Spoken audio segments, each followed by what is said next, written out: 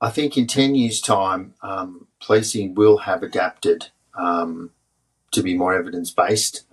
When you look at industries, and I'm not just talking about medicine here, I'm talking about IT companies, major retail companies, a whole range of industries are using evidence as part of their core business. I think it's inevitable, as I said earlier, that evidence-based approaches are going to be part of policing.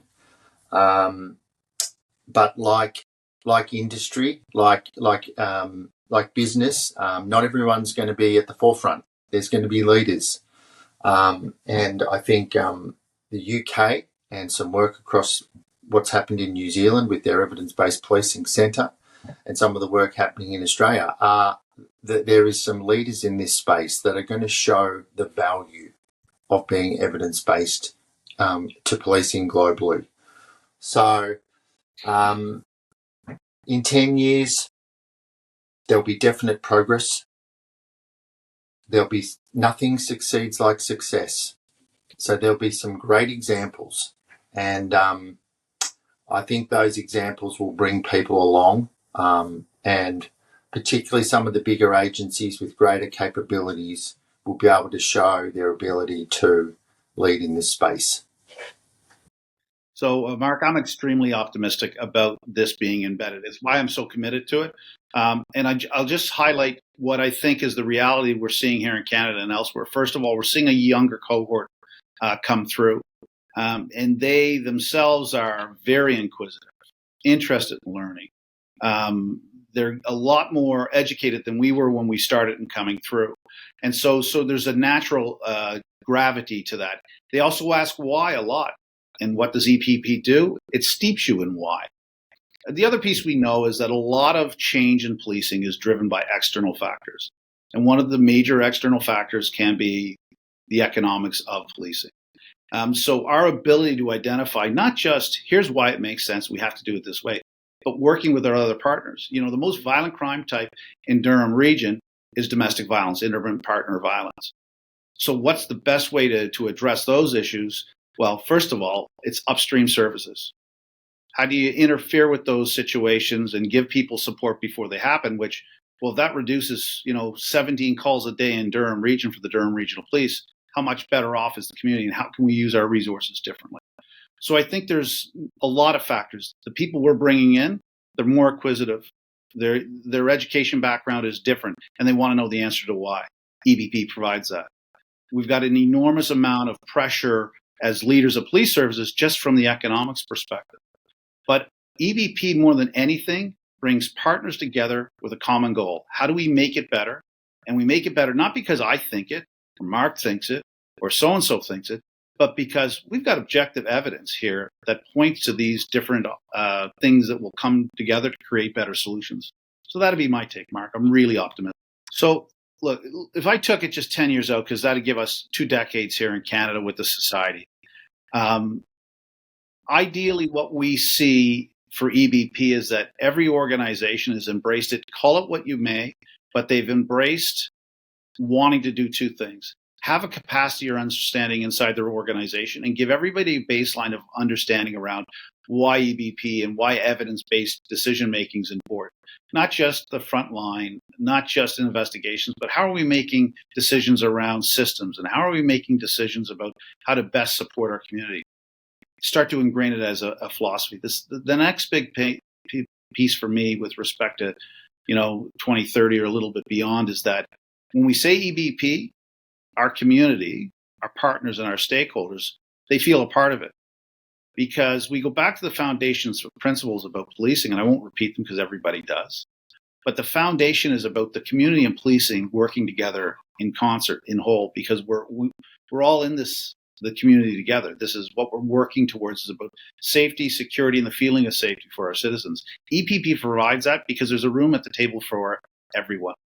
Whether it's somebody answering a survey or giving an opinion or a professor providing guidance, or like I said, next week, Dr. Riccadelli and Noni McDonald coming in and educating us on how to do rigorous research. I think if we're successful, we're going to start seeing that integrated in sort of the standard operating procedure. No different than when a patrol officer goes out, they put on a vest because that's what we do now. When we make decisions, we know we've steeped it in evidence. Yeah, it's a really good question, and I'm suspicious of all futurologists really who come up with all, it's the most unevidence-based field I think you could possibly have. I think data analytics, visualization, and AI is a real game changer for EBP because it opens some of the complexity to normal people like me and you. I was just playing on Chat GPT yesterday.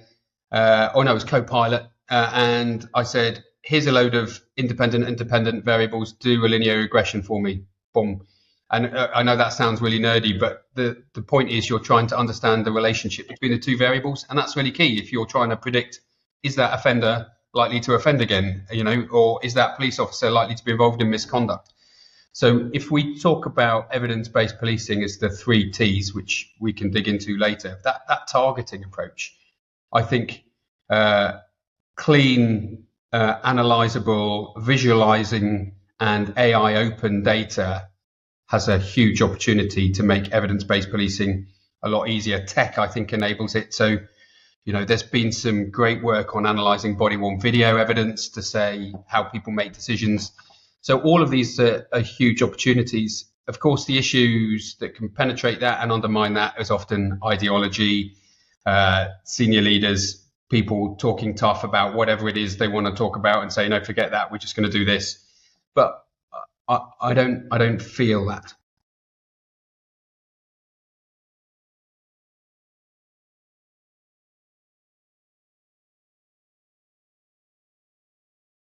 Well, I've got some things that give me a lot of confidence and some things that give me some concern.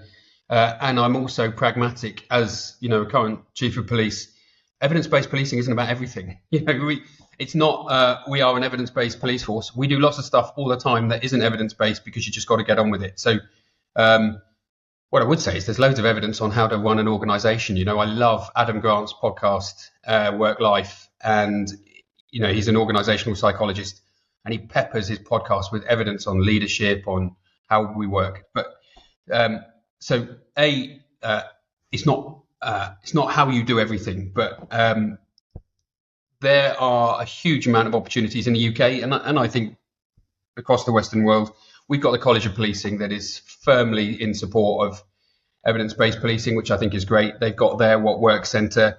There's 7 sort of What Works centres across the UK. Everyone now is beginning to say, is it evidence-based? That term has sort of been appropriated now in an unhelpful way because everyone claims everything is evidence-based, which is a problem because it clearly isn't. And some people conflate it with academia, which it isn't. I think another slight threat is that some of the really good stuff has been done by people doing academic qualifications, and my concern is what do you do after your academic qualification? And I see a drop off where people go, yeah, I've got my master's, but now, well, where's all the other evidence you're gathering through your career? So I think that's a bit of a threat. There are some iconic sort of thought leaders in this space, and I worry about how few there are and how much they're influencing policing. But I think the government in the UK, and I think the College of Policing, and I think the Societies of Evidence-Based Policing, which is really about hearts and minds of policing, has such a key role to play. And I'm really excited this, in a couple of weeks, we're recruiting our first Chief Operating Officer for UK SCBP, which gives us a real sort of platform of professionalism. And, the conference has been running for a decade. All of these things people are really enthusiastic about. So I'm largely positive, but I also have some big worries. It will take a while before we have the Dutch police force to be totally evidence-based. But I think that it could be possible to be to work evidence-based as much as possible. I mean, there's a lot of evidence out there.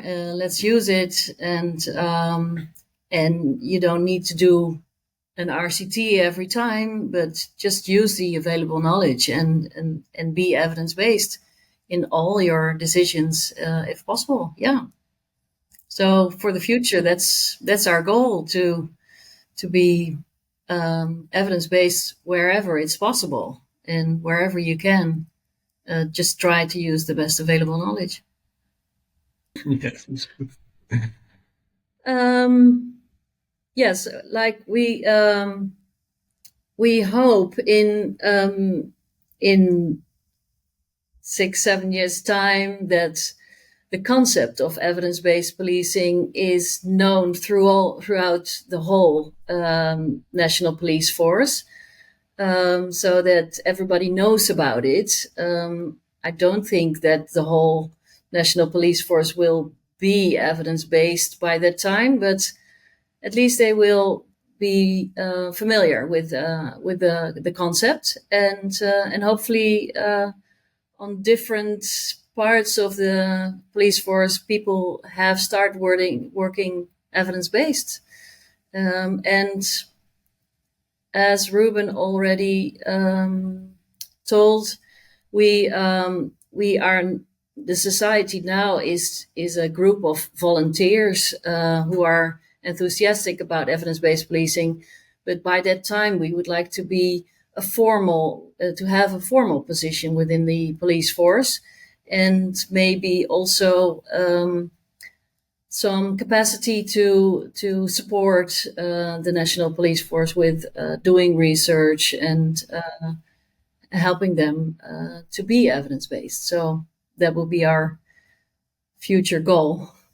We talked about this before we recorded, right? And I'm taking a bit of a skeptical stance here. And I think 6 years ago, it was 2000. What was 6 years ago? We're at 2018 or so. We started, the American Society of Evidence-Based Policing in 2015, and we're 8 years into this. We're going to be 9 years, the nine-year conference next year, and we're still hovering around. We had 450 at our Las Vegas conference, but we're hovering around 300 attendees, and so we haven't had that exponential growth that we thought we would have. However, I'm confident about emerging technologies. Even concepts. I'm hopeful about the integrating communication assessments and tactics, de-escalation, and all these loaded terms: procedural justice, employee health and wellness, strong recruiting, all these things that need to be baked into the systems and subsystems of policing. I've said this before in other outlets, but George Floyd in Minnesota or Minneapolis happened. They had all the training, right? They had procedural justice training, they had de-escalation training, yet it still happened. Why? I have a theory, and I think a lot of folks feel the same way, is that it wasn't baked and infused into everything they were doing. They weren't thinking about de-escalation. They weren't thinking about distance. If you have distance, do you have cover? And if you have cover, do you have numbers and options? Now you have time. And a lot of things, time heals a lot of things in policing. If you have those things on your side, you can slow things down and actually have much more improved outcomes. I like to think of a mnemonic called PITSA, and you have to hit on policy, you have to hit on incentives, you have to hit on training, you have to hit on supervision, you have to hit on accountability. And if you hit on those 5 things, you're going to be doing pretty well in your organization. And I think we talked about this before, but the institutionalization of 911 calls and calls for service can be institutionalized in policing from a crime analyst perspective. And I've playing around with playbooks. Cynthia Lum at George Mason University has the evidence-based policing playbook. And so I actually have a lieutenant that's looking at evidence-based decision-making for our jail and the corrections custodial setting for in-custody deaths. So checklists, the medical profession and National Transportation Safety Board do a great job with checklists and sentinel near misses. Why can't we do the same thing for policing? And then again, using crime analysts in the same way we use dispatchers. When you call 911, you have an institutionalized 911 system. You dispatch an officer here in the States. That's how we do it. That officer goes to that calls for service. He tries to locate the incident, and then he has a disposition. Policing today is the same as it was, from its really fundamental sense. If you police a bar fight today, it was the same as it was 100 years ago. What happened? Who did it? And where are they now? Not supposed to be difficult. Policing is we haven't talked about the craft, Mark, And the craft of policing is extremely important. Cops that have really good natural noses for crime and instincts for crime are valuable. And no one's suggesting that you eliminate the craft of policing. Evidence-based policing only enhances it with the best available contextual data, science, and research. And technology. And this is where I'm really excited about technology moving forward for 2030. Think about drones for first responder. We now can deploy drones without being in line of sight. The Las Vegas Metropolitan Police Department is doing a good job of that. They're actually deploying drones without having a visual on that drone. Chula Vista in California were the first to do that. And pairing that with security cameras and auditory gun detection, I think that's the future of this. Leveraging machine learning through natural language processing and large language models, generative iterations such as ChatGPT. Our officers, I think, in a few years won't be writing reports, and nor should they. Artificial intelligence and machine learning should be able to do that for you quite quickly. And I think that's where we have that tipping point and that scale to policing is now going to be better because you're going to have those strong deliverables and those closed loop processes, not that black hole.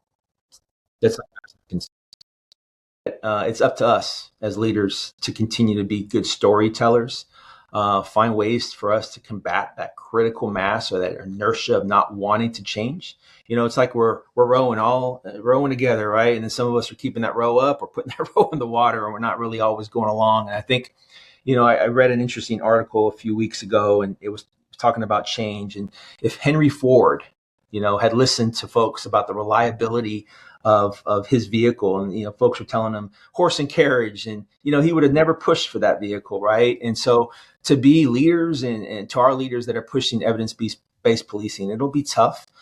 Folks will continue to question and push back, but we have to stay the course, and we have to find ways to be much more effective for our hardworking, courageous cops. And I think for us as well as leaders and those that are the zealots or the folks that are champions for evidence-based decision-making is resist the buzzwords and bullshit, right? Speak plainly, explain the value.